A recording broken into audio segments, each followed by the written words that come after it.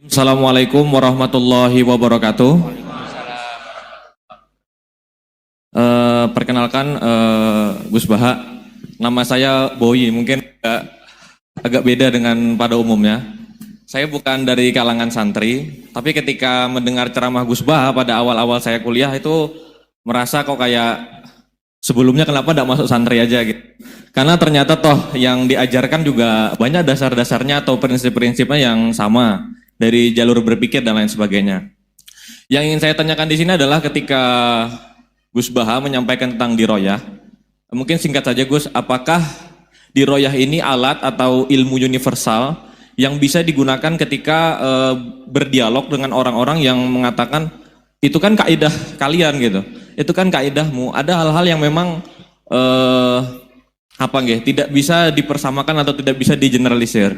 Ya mungkin seperti itu Gus. Dan juga yang terakhir, kalau boleh saya izin bersalaman boleh Gus. Kesempatan. Oke, Assalamualaikum warahmatullahi wabarakatuh.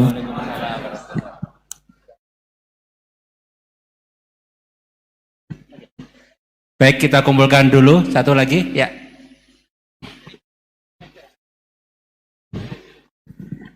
Cek. Bismillahirrahmanirrahim. Assalamualaikum warahmatullahi wabarakatuh. Ya, perkenalkan saya Taufik Satrio, biasa dipanggil Tosa. Ya. Ya. Singkatan. Baik, langsung saja mungkin untuk pertanyaannya. Di Yaumil Akhir nanti kan ada yang namanya Yaumil Mizan. Itu pertimbangan gitu kan. Nah, itu bagaimana kalau timbangannya itu sama, artinya seimbang. Nah, apakah itu nanti akan berada di tengah-tengah antara surga dan neraka atau seperti apa? Kemudian yang kedua, itu terkait dengan perbuatan buruk ke orang lain. Ketika kita berbuat buruk ke orang lain itu kan kita istilahnya zolim kepada orang lain. Tapi di lain sisi, itu secara zahir kan seperti itu. Tapi di lain sisi, di akhirat itu kan, kalau secara pahala, kita itu membantu orang lain mendapatkan pahala.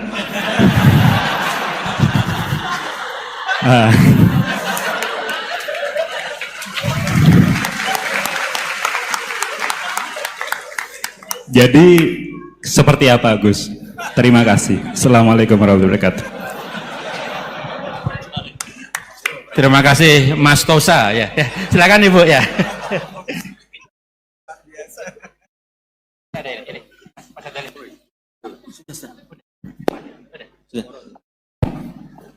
Assalamualaikum warahmatullahi wabarakatuh. Perkenalkan saya Nazula Hasanah.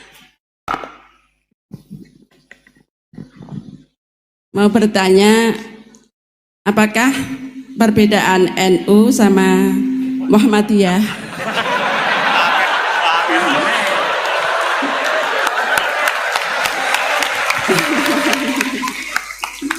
Tadi kan dijabarkan. Terus dalam sholat subuh itu kan ada yang pakai doa kunut, ada yang enggak. Tolong jabarkan. Wassalamualaikum warahmatullahi wabarakatuh. Waalaikumsalam. Baik Gus, ini ada 3 penanya. Mas Boy tadi terkait dengan diroya, apakah ini universal, termasuk untuk yang non muslim bahkan gitu kan. Kemudian yang kedua dari Mas Tosa, hisab yang seimbang Gus, kasusnya gimana ini.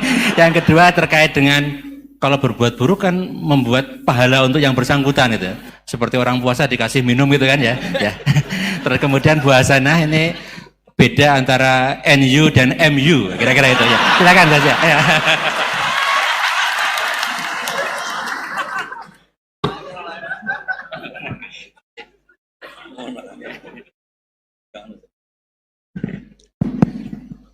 Bismillahirrahmanirrahim. Sebelum saya jawab, saya senang kalian semua senang dengan sesuatu yang taat itu.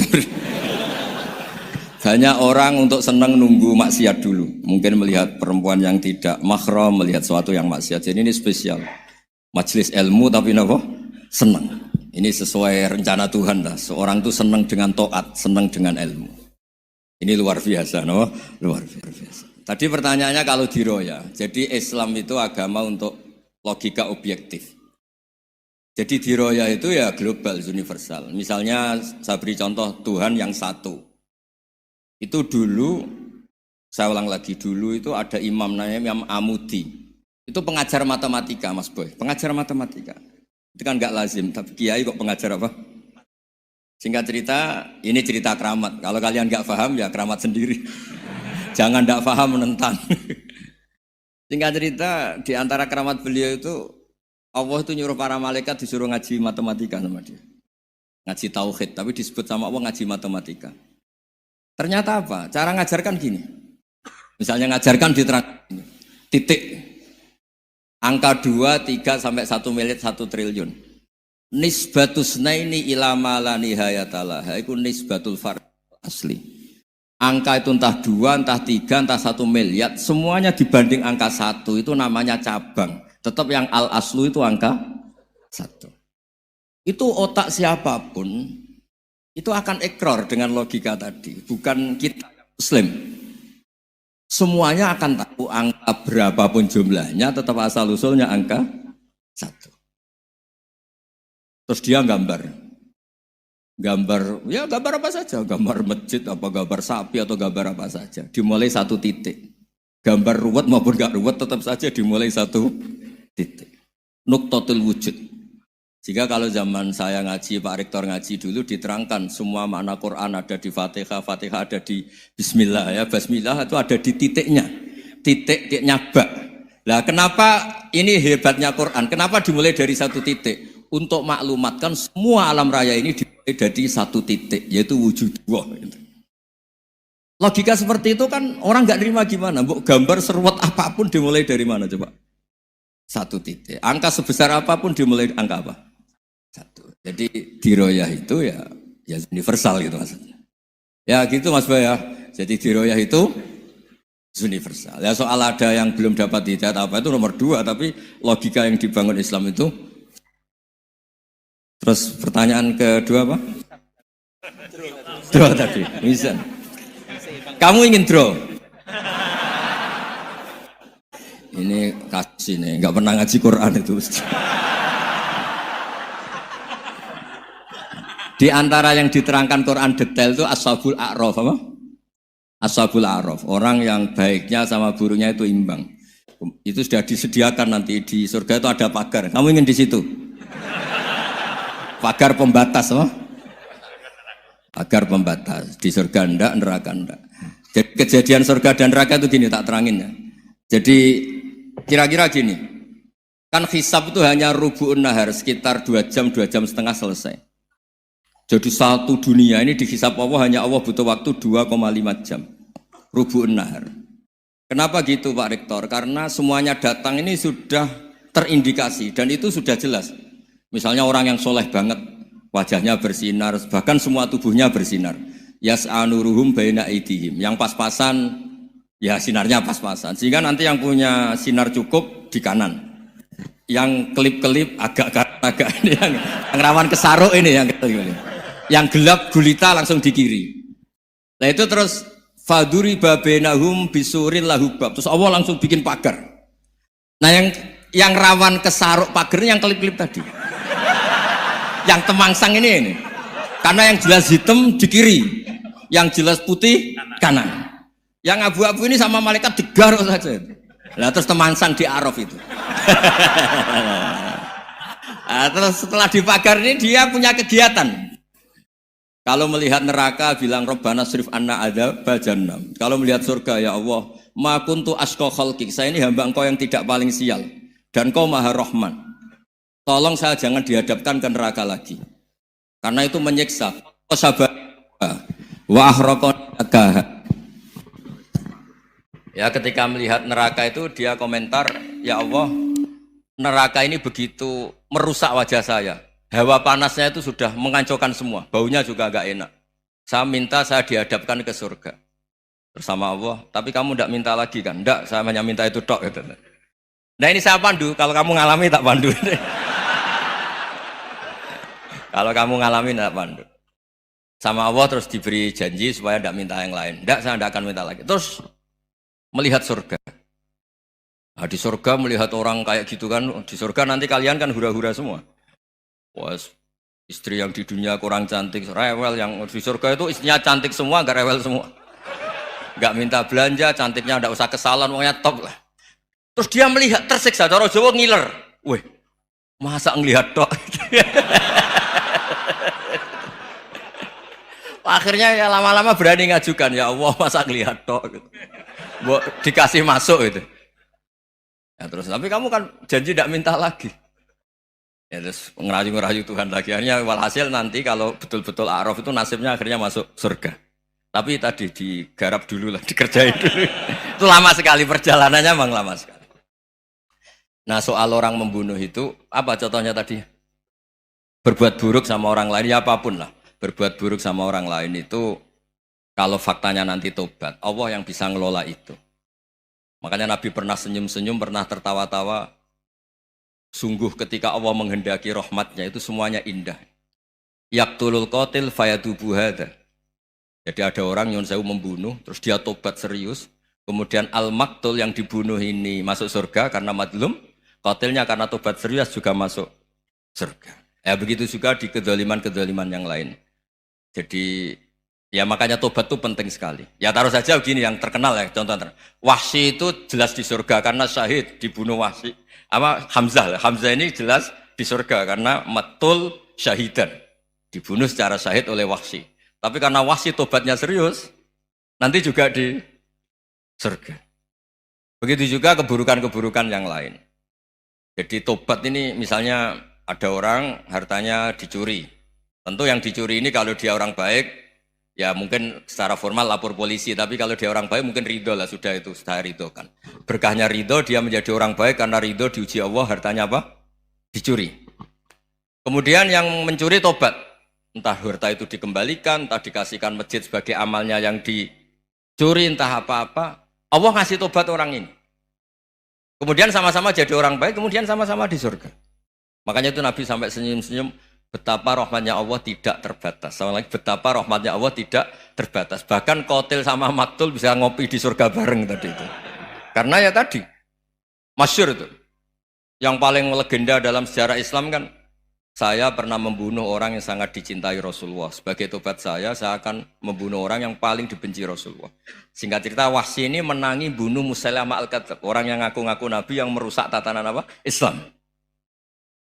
Apapun itulah, cerita-cerita apapun itu. Makanya saya sering cerita, kalau preman pasar itu tobat, jangan nyapu masjid. Tobatnya tetap di pasar, yang dulu pasar gak aman karena dia, sekarang aman karena dia. Jangan tobat terus nyapu di pasar, pasar diganti suksesennya, pengganti.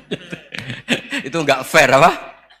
Jadi kalau tobat itu harus seimbang dengan zaman salahnya. Zaman apa? Kayak Umar. Ketika dia kafir itu orang Islam dibikin takut. Terus ketika dia Islam, gantian orang kafir dibikin takut. Pertama dia Islam langsung marahnya Abu Jahal, awas kalau ganggu Rasulullah, ngadepin saya. Itu fair. Kenapa? Fair.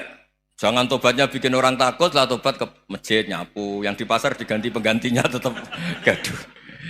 Gak boleh, harusnya kalau lama bikin pasar takut, ya sekarang lama bikin pasar apa? Aman. Itu tobat yang apa? Seimbang. Ya kira-kira gitu ya. Nanti tak pandu kalau sudah di Arab. Terus gimana? Yang ketiga NU sama MU. Satu itu beda seragamnya dan logonya.